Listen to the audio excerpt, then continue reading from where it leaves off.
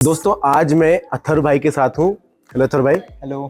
और ये चलाते हैं अपनी KTM ड्यूक 390 और ये गाड़ी लगभग 1-2 सालों से चला रहे हैं। यस, 1 साल से चला रहा हूँ मैं गाड़ी। इससे पहले भी आप राइडिंग करते थे और अभी भी राइडिंग कर रहे हैं। इस गाड़ी के बारे में हम सब कुछ जानेंगे ही जानेंगे, कैसे क्या फीचर्स गाड़ी के अंदर मिलते हैं, कैसी गाड़ी परफॉर्म कर रही है, रिलायबल है या नहीं, सर्विसिंग कॉस्ट क्या आ रही है, सारी चीजें जानेंगे और थोड़े बहुत टिप्स भी जानेंगे। क्योंकि राइडिंग कर रहे हैं तो जैसे अभी भी ड्राइविंग जैकेट पहन कर खड़े हैं, शायद थोड़ी देर में निकलने वाले हैं, तो इनसे जानेंगे कि क्या कुछ हमें पहनना चाहिए जब हम राइड कर रहे हैं रोड पर, जब हम लंबा सफर कर रहे हैं। तो ओवर टू यू अथर भाई। तो सबसे पहले इस गाड़ी की कहानी हमें जाननी है। ये ड्यूक 390 आई थिंक बहुत ज़्यादा फेमस बाइक है। तो for like famous and infamous at the same time कि इसका reputation not always the best right obviously, but so कहानी ऐसी है कि मैं जब 11th-12th में था तो तब से मेरे पास एक्टिवा है। तो मैं एक्टिवा लेकर के इधर उधर घूमता था, तो तब से बाइकिंग का तो शौक था ही। एंड देन जब मैं कॉलेज मेरा कंप्लीट हुआ तो मेरे दोस्त थे बहुत सारे जिनके पास यही बाइक है। तो उनके और भी दोस्त थे जो बहुत सारे राइडिंग वगैरह करते हैं। तो उन्होंने बोला कि this is a really good value for money bike and like really good performance. तो मैं यूज्ड बाइक ही देख रहा था कि नई बाइक बहुत महंगी है ये वाली अभी तो मेरे लिए। तो ये यूज्ड बाइक ली मैंने पिछले साल ही। सो ये 2018 की बाइक है। मैंने 2021 के दिसंबर 31 को खरीदी थी। ओके। तो अभी एग्जैक्ट 1 साल से थोड़ा ज्यादा हो गया है। बढ़िया। सो अभी तो बहुत एंजॉय कर रहा हूँ मैं। तो मुझे वो एक हस्कवर्ना स्वाट पिलन करके बाइक है। राइट, वो ये सेम इंजन के साथ, सेम इंजन है, 250cc इंजन है KTM का ही। तो वो मुझे बहुत अच्छी लगती थी। तो फिर यूनिक है ना, बहुत यूनिक है, बहुत यूनिक एग्जैक्टली। तो मैं वो टेस्ट राइड करने गया था ऐसा KTM में। तो मैंने वो करी टेस्ट राइड और मैंने बोला कि भाई कर ही लेते ये भी।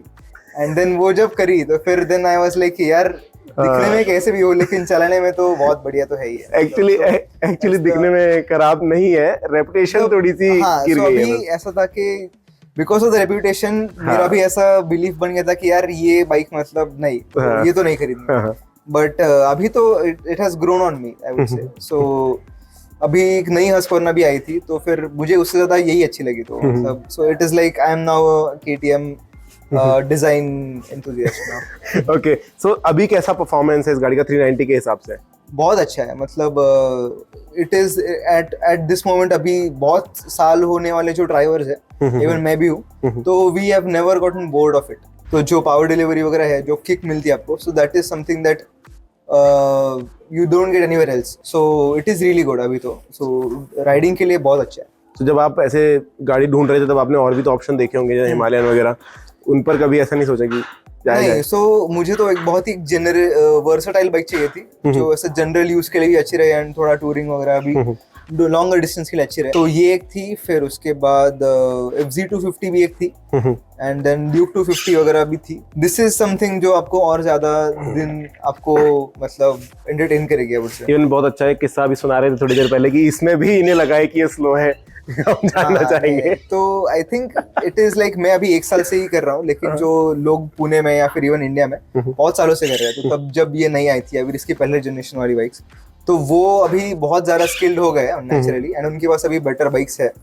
तो regardless of the bike, but I am still a noob in this segment of let's say cornering या जो भी एकदम फास्ट राइडिंग करते हैं, जो प्रोफेशनली फास्ट राइडिंग करते हैं सेफली, तो उनके हिसाब से then I have not even begun yet. तो there is so much to explore. तो ऐसा हुआ था कि मैं आज ही राइड गया था एक, तो ऐसा था कि मतलब among group of 5 I was the slowest one, even though अभी लेट्स से स्कूटर वीटर को like you don't compare it with this bike, but this और even the skill of mine and even the bike is still very slow compared to the pros.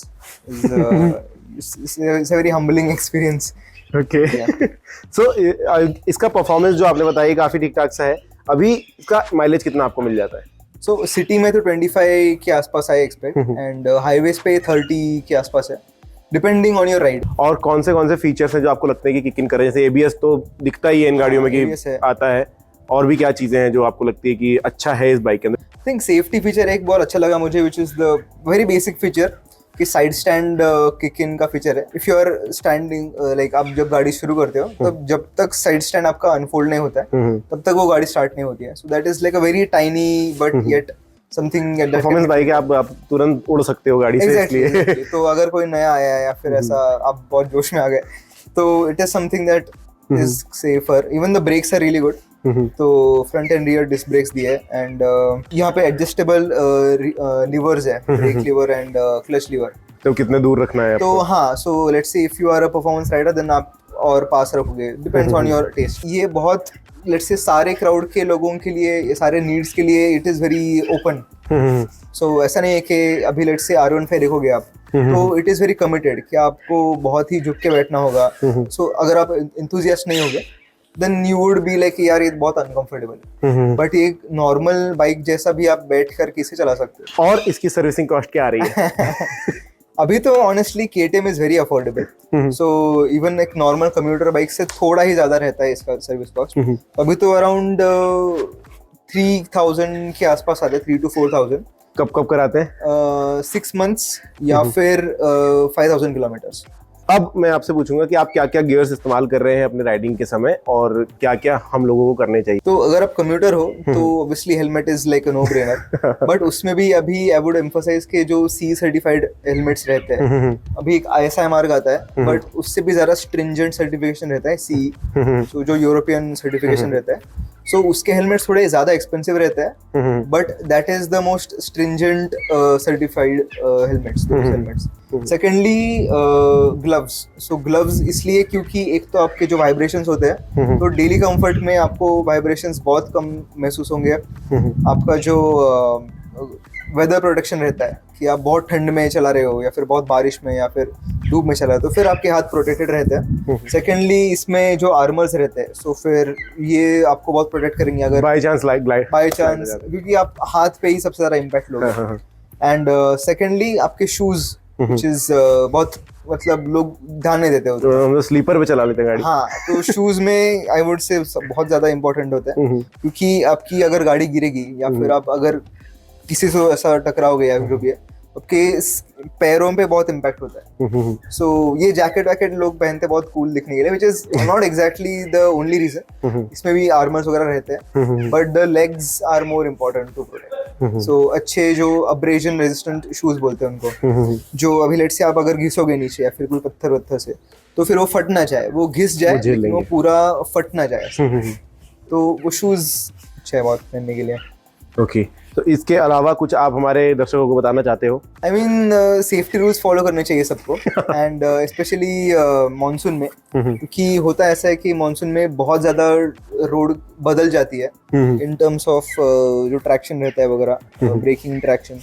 तो एक तो अपनी bikes हमेशा maintain रहनी चाहिए एंड वही तो टायर प्रेशर स्पेशली चेक करना चाहिए बहुत, क्योंकि जब भी पिलियन बैठता है तो pillion helmet is also very important. क्योंकि देयर इज नो रीजन कि आप अगर सब पहन रहे हो तो पीछे वाला कम सेफ्टी से चले आपके साथ, मतलब होना नहीं चाहिए ऐसा बिल्कुल.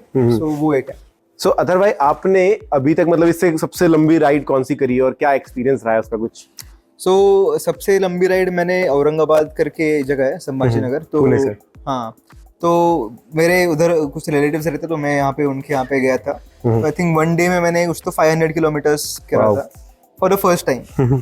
तो that was a very cool experience because ऐसा फर्स्ट टाइम मुझे बाइक ऐसा अच्छे से उसका इंजन यूज करने को मिला, अच्छा रोड है वगैरह. उसमें एक ऐसा हुआ था कि बिकॉज मैं प्रिपेयर्ड नहीं था पूरा कि मेरे सीट की भाई बहुत बुरी हालत हो गई क्योंकि फर्स्ट टाइम कर रहा था. बट बेसिकली क्या होता है कि you need to take breaks, you need to थोड़ा स्ट्रेच. अगर आप एक ही पोजीशन में बैठोगे तो आपकी वाट लगेगी में. बट वही, so that is a very memorable experience. तो और करने और बहुत सारे.